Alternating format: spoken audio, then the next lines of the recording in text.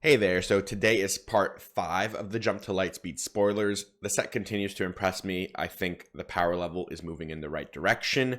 I'm going to start by covering the 2 new leaders. We're up to 14 now, so only 4 left to go. Cover all the legendaries from this week and a couple other cards, and then we'll jump over to SWDB to cover the main bulk of them. But there are quite a lot of interesting cards in this week as well. I think that's been a common trend. Before we get going, please hit that subscribe button if you haven't, and if you're looking for more content from me, do check out my Patreon. Link is in the description. All right, let's get to it. So, the first new leader is Luke Skywalker. He has a leader side that says Action Exhaust. If you attacked with a fighter unit this phase, deal 1 damage to a unit. So that's a pretty powerful ability, right? We know these ping abilities can really add up. We've seen them with Cad Bane. We've seen them with Quinlan, for instance. Quinlan is like the one that is usually the most easy to enable, especially early. Cad Bane, very easy to enable once you build your deck around it. And then Luke, I think, will fall more in that camp, right? You have to absolutely build your deck around fighter units, or his ability just won't work. Fighters are probably going to be primarily space units. I don't know yet if we have any cheap fighter ground units. Can't guarantee that yet, but the ability's strong, right? And you get to target this ability, which is not what Cad Bane or Quinlan can do. So I think this restriction's a little more difficult, right? Because fighters are a more rare card type than Underworld. Like, you can really just build your whole deck with good Underworld cards. Fighters, you know, you're going to be primarily in space, might be a little more difficult to interact on the ground, but the ability is quite strong.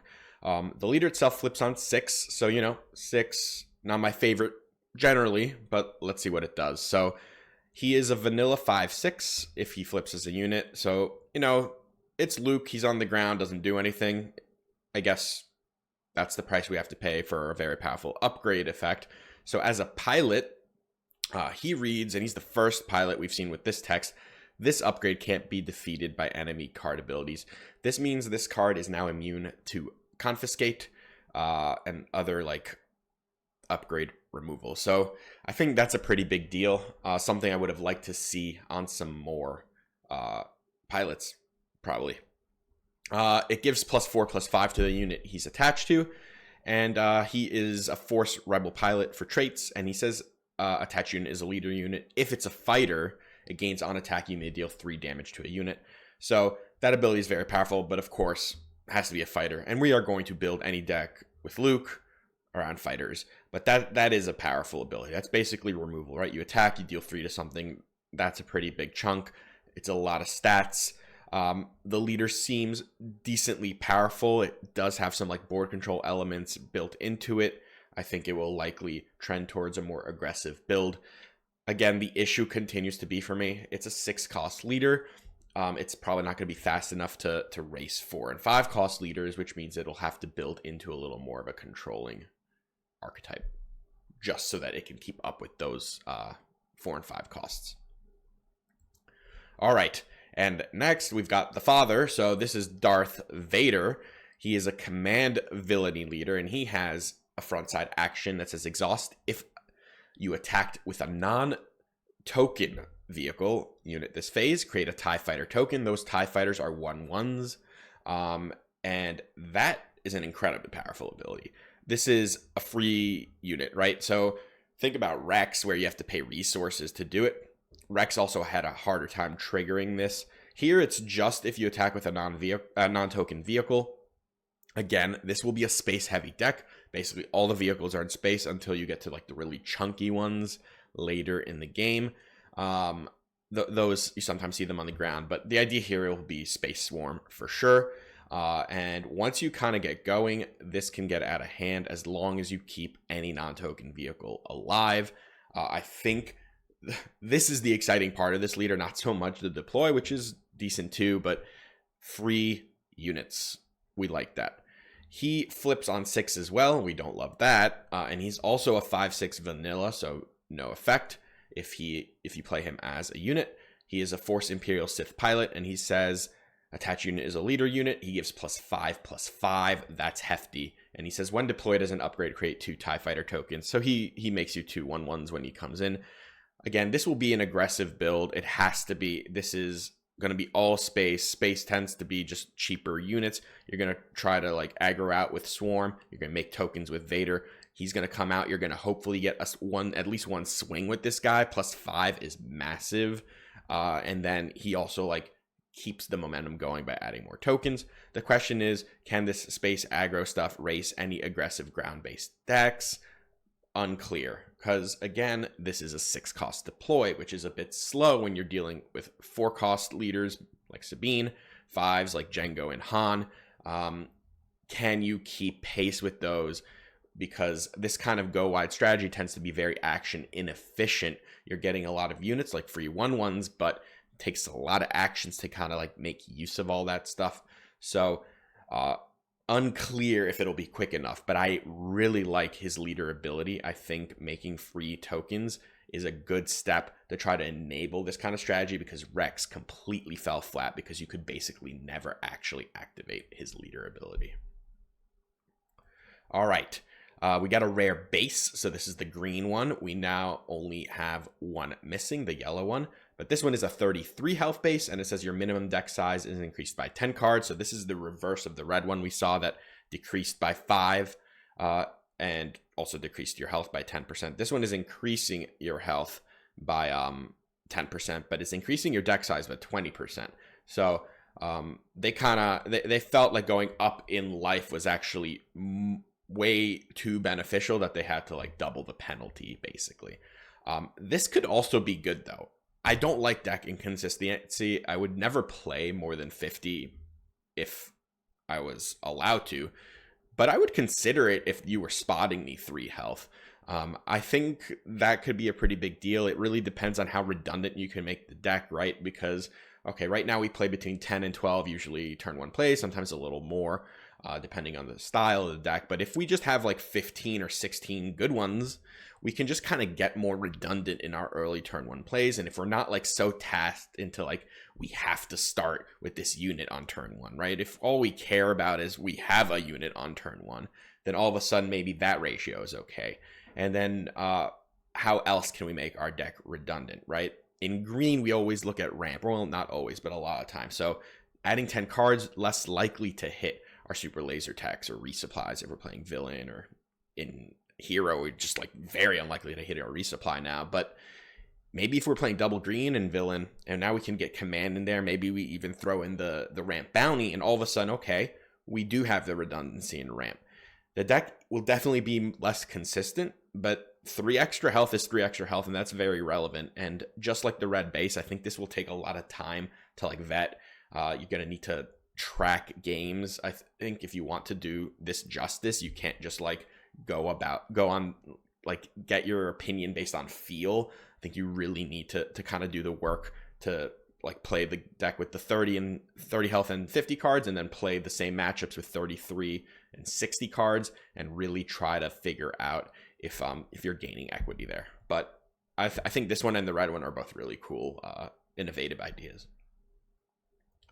All right, we got a new legendary Han Solo. So this guy is everywhere. We got Han Solo units, got Han Solo upgrades. We've got 3 Han Solo leaders.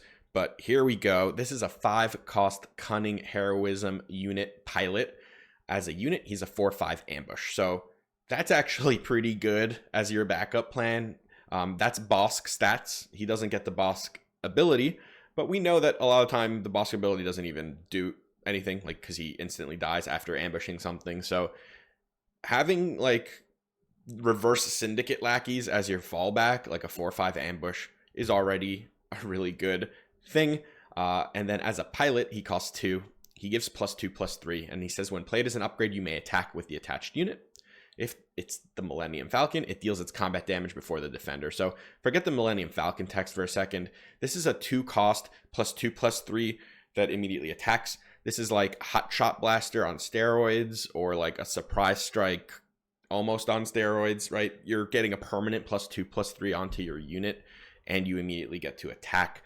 Of course, where those 2 cards are different, they of course can be used on non-vehicles, but as a pilot, it has to be a vehicle. But that is insane value, +2/+3 and an attack.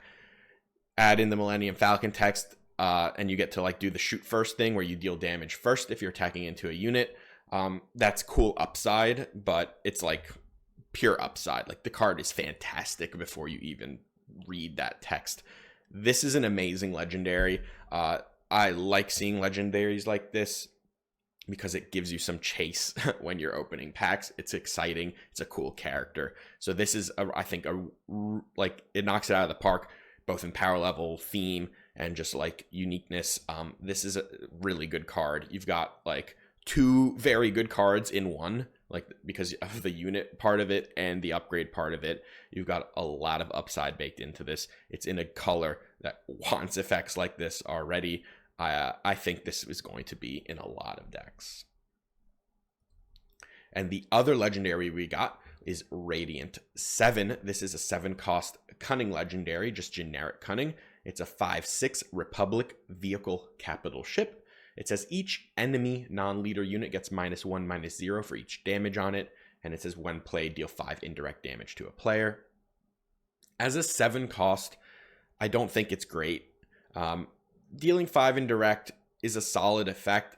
My issue is usually like this. First of all, the stats here at 7 are not great, 5/6, and then on top of that, based on kind of like the stats and the effect together, this doesn't look to be so much of an aggro deck card, which means that indirect damage is going to be less effective, right? Because when you're not pushing damage into your opponent's base, indirect damage, they can just soak it up on their base and it doesn't do much to their units. And then the text of like shrinking their units with indirect damage on it becomes much less relevant.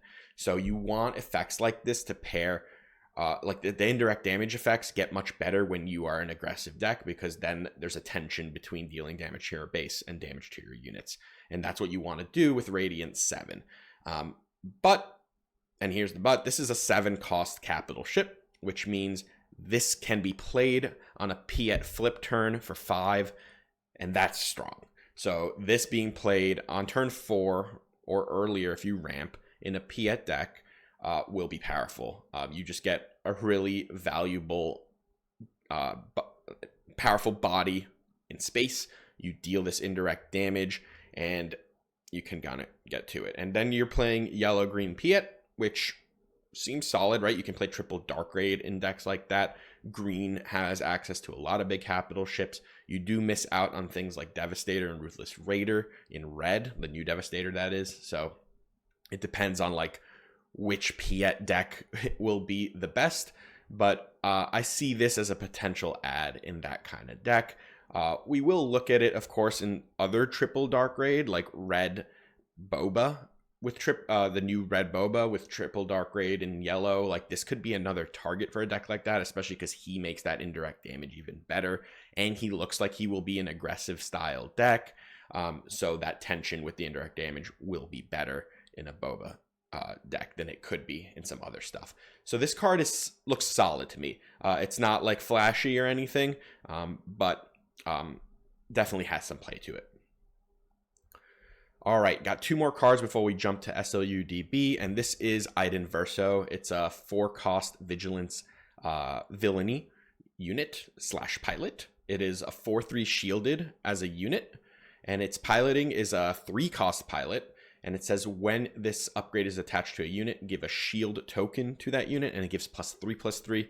She is also an Imperial pilot. So let's first talk about the piloting, actually. So 3 cost +3/+3 as an upgrade. We've seen this.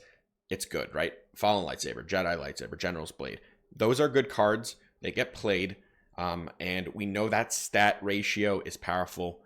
And all those have bonus effects, but this one does as well, giving a shield, which is actually in some ways better than all the bonus effects those other ones give, because it gives you a lot of defense onto whatever you're attaching it to. The restrictions apply here, right? This has to be on vehicle, but all those lightsabers have to be on non-vehicles, so it's not like they are super flexible either. And here, it's not just that. It's once again, we have a valuable unit attached to this. A 4/3 shielded for 4 is a solid unit.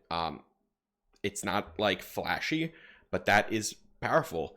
And this whole package combined, you have a split card again with 2 halves that are powerful, and we like that. I think a lot of the pilots, we don't like them as units, so they're more like all in on the piloting. but we're seeing a couple between like Iden and Han right now where we actually could be happy playing them as a unit. And one thing I want to call out here is Gar Saxon. All of a sudden, we're getting so many shielded units that you can play in a yellow Gar deck between Iden and the new Director Krennic card and Krennic's Shuttle. Those are 3 new shielded units that you can play in a deck like this. He's got 9 turn 1 shielded units you can play between Evazan, Crafty Smuggler, and Krennic. He's got the Client and 7th Fleet Defender that he can play on turn 2. On turn 3, you can play Iden or Krennic's Shuttle for 4 if you don't have Krennic in play. You're getting a big critical mass of just like shielded units, and those are the most powerful thing for Gar Saxon because of that +1, right? All those shields add 1 power. So I think I'd be interested in visiting Gar Yellow again, but it's not just that. Like this could be just played in like generic villain green decks, especially if we start adding a little more space to them because of this piloting ability. And we're about to see a potential space unit we might want to add into decks like that.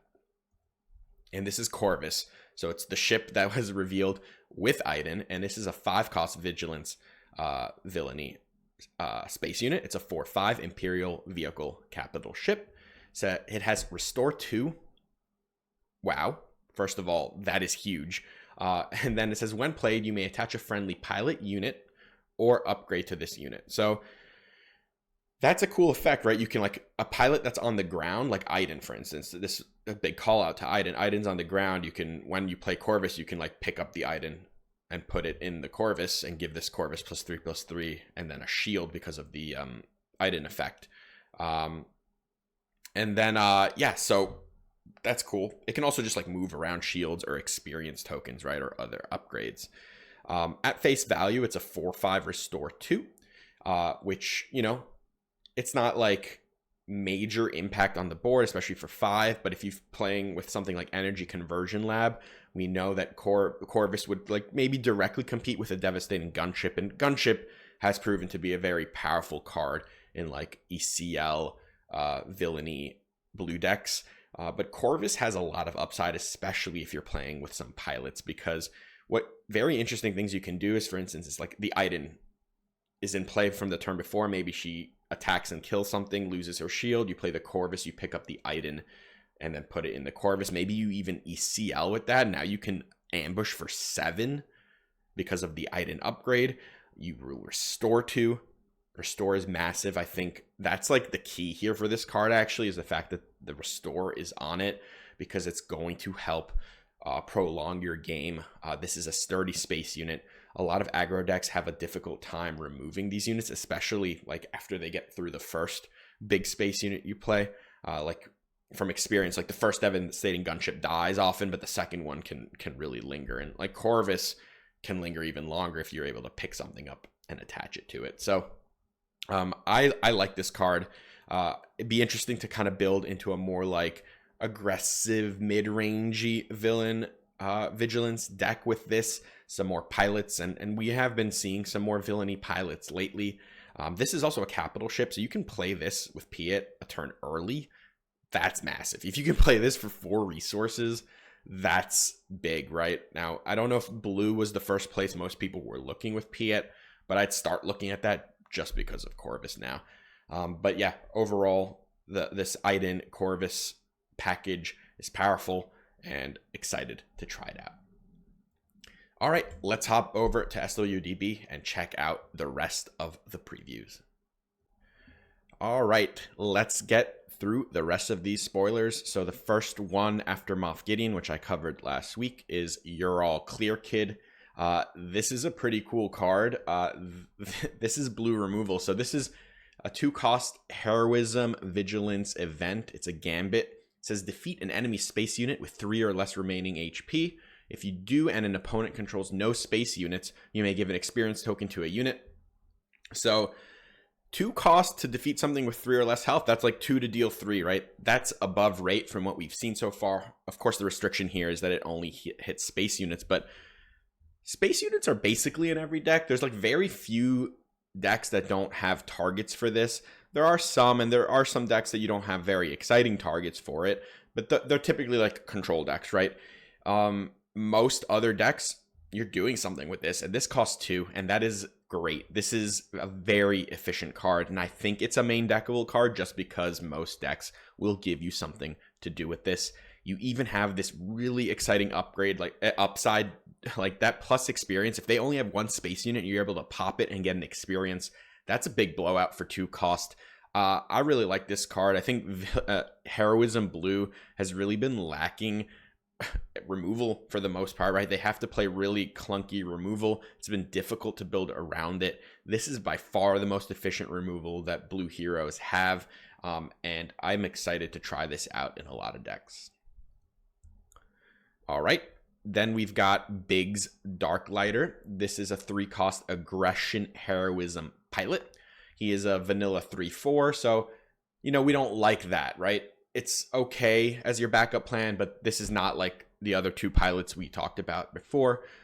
We are not trying to play this just as a unit, but as a pilot, he only costs 1 and he gives +2/+1, so that's really nice. That could be 0 with Wedge, for instance. I think a lot of these cheap pilots get really turbocharged with Wedge as your leader.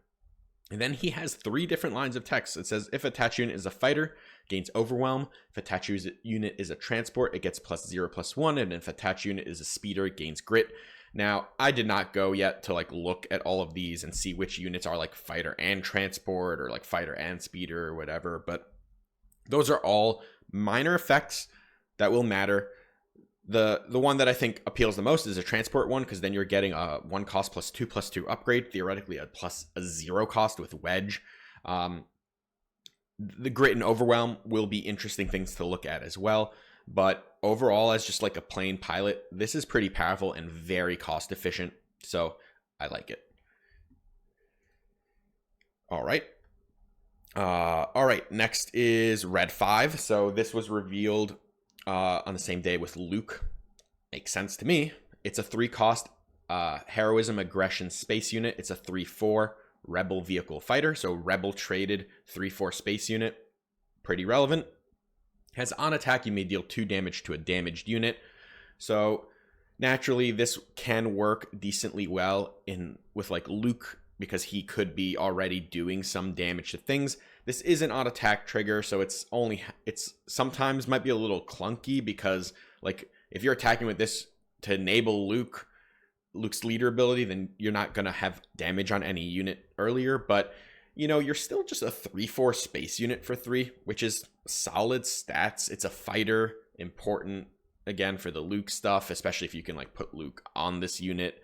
And overall, I think this competes with a lot of the other cards in that range, like Red 3, and Red 3 might get pushed out because Red 3's only having 3 health in a very space/pilot heavy set where it might become very fragile and difficult to keep around. Maybe Red 5 is just sturdier and provides you with more like a safer floor than something like Red 3. So this is a cool card, and I don't know how much we're going to want to do with it outside of a Luke deck, but there is hope for it. And this is a fighter, so this one would get overwhelm if you have Biggs, I believe.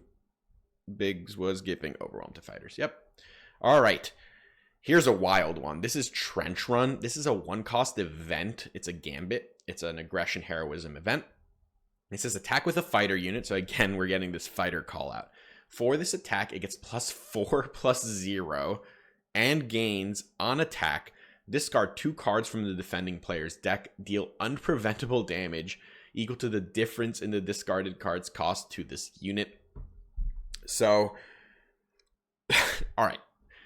I don't love this card mechanically, because this is going to lead to some insane feel bads on either side of the table. But 1 cost for +4/+0 is insane, right? Surprise Strike is already one of the best cards in the game, and it's a 2 cost for +3. This is 1 cost for +4.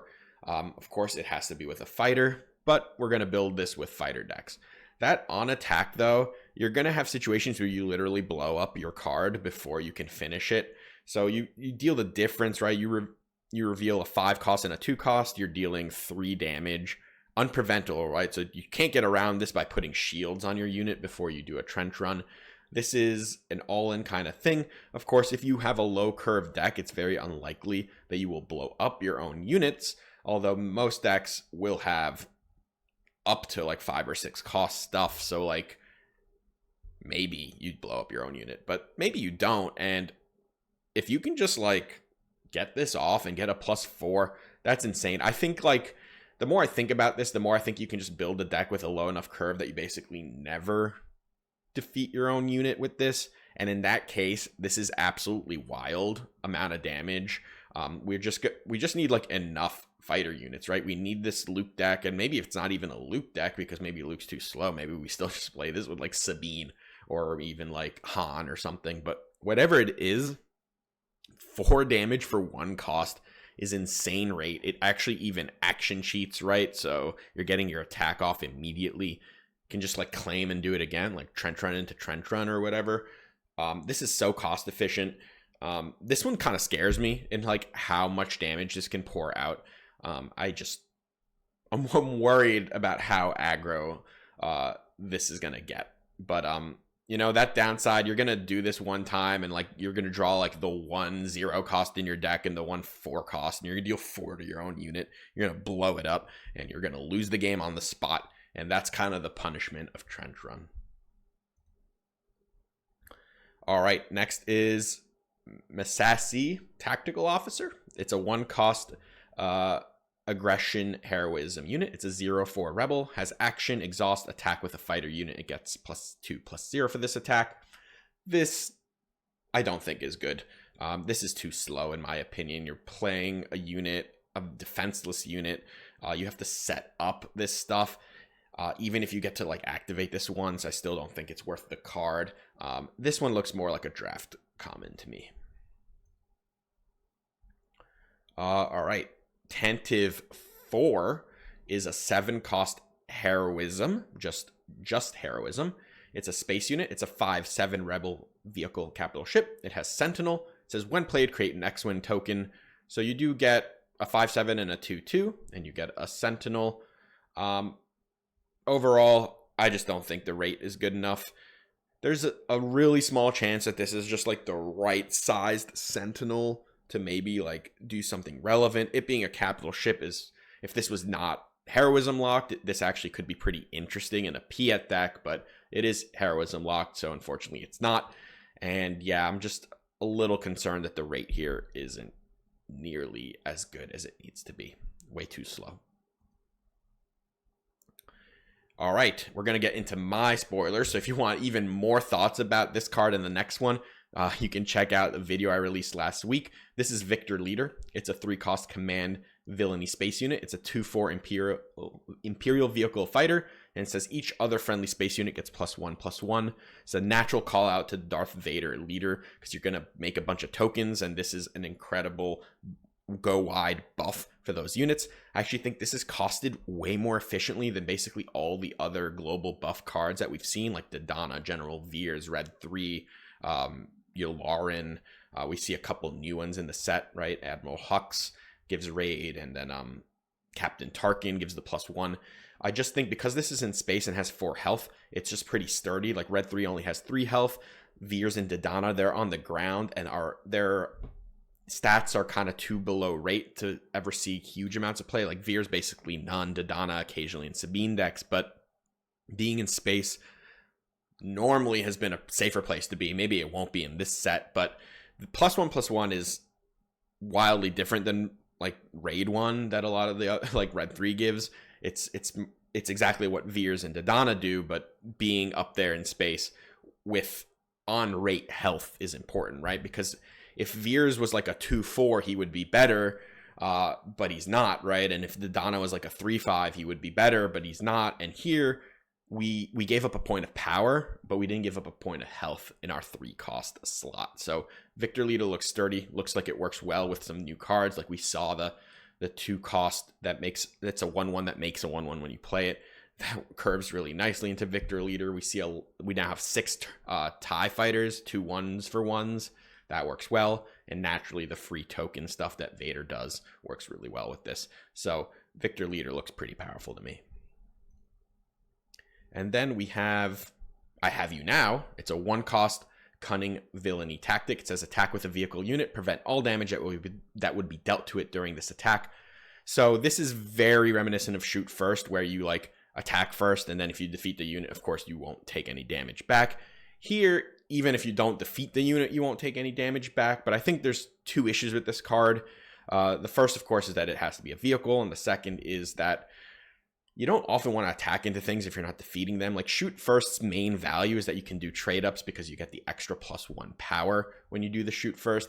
You don't get that here. So the upside of this effect is that like in the situations where Shoot First wouldn't be good because you can't one-shot the unit, here at least you can pour damage into that unit and not take any back. But I don't foresee too many situations where this could be better than Shoot First, because you don't often just want to like bash into something.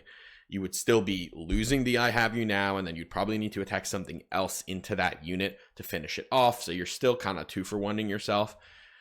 Shoot First has just been a pretty efficient card, and it still doesn't see that much play. I don't think I Have You Now is going to make big waves in the meta, but it will survive rotation past Shoot First. So it might be more of an option once that card rotates. And maybe there will be situations now where you absolutely people are just slamming like 9-cost Sentinel ships and stuff, and you just need to get through them, and Shoot First won't do that. And this at least will keep your unit alive.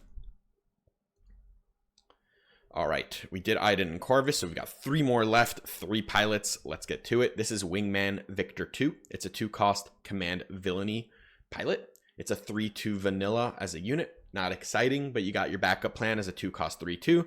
So it's nice that these pilots are basically turn 1 plays if you don't have a ship, and that's important. But as a pilot, it's a 1-cost, which is nice. It's +1/+1, and it says when played as an upgrade, create a TIE Fighter token. So that's pretty powerful, right? Imagine going like turn 1 TIE Fighter, like the 2/1. Then you play this on it, it turns into a 3/2, and you get another TIE Fighter token. That's a pretty strong turn 1. You have a 3/2 and a 1/1 in space. I like that. I like the fact that this just helps keep units in play for you. You can curve this into like Victor Leader that we just saw.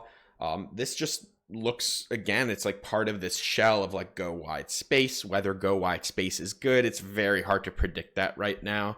Those decks, like Go Wide decks right now, get heavily punished by a couple things. First of all, they're usually not quick enough to deal with Sabine decks. They're too action efficient.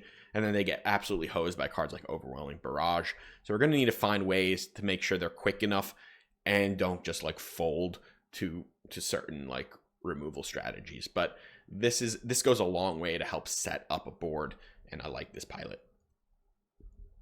Then we have Interceptor Ace. This is a 3-cost Vigilance Villainy unit. It's a 2/3 Grit as a unit. We don't like that even a little bit. That is not an acceptable turn 2 or 3-cost to play in general. But as a pilot, it's a 3-cost, and it gives +2/+3 and gives Grit.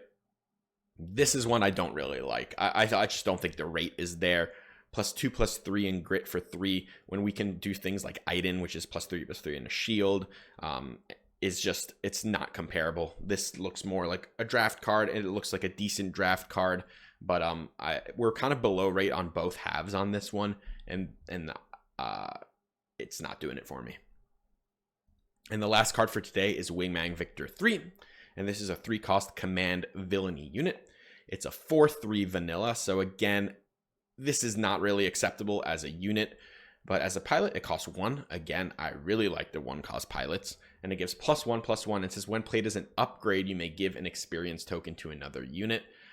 So you're getting like +2/+2 worth of stats as the pilot, but you can't put that experience on the unit you pilot, so you do need to have 2 units before you can do this. But I think you can squeeze that into a curve pretty well, and again, these Go Wide decks will typically have an ability to get a couple units in play, especially if you're playing them with like Darth Vader, who's like just pumping out units every turn. So the rate here is solid, right? You're getting +2/+2 worth of stats. In a lot of ways, it's better than putting +2/+2 on one thing. Being able to spread it out, give 2 different things, +1/+1 can be pretty powerful. So yeah, like as a pilot, I like this card. As a unit, not at all, but you can't have all your pilot units be acceptable. on both halves, that would probably be a little too powerful. All right, that's it for this week. Let me know what you think of these cards. Like I said, I continue to be pretty impressed by the overall quality of the cards we're seeing. Excited for this set. Please hit that subscribe button.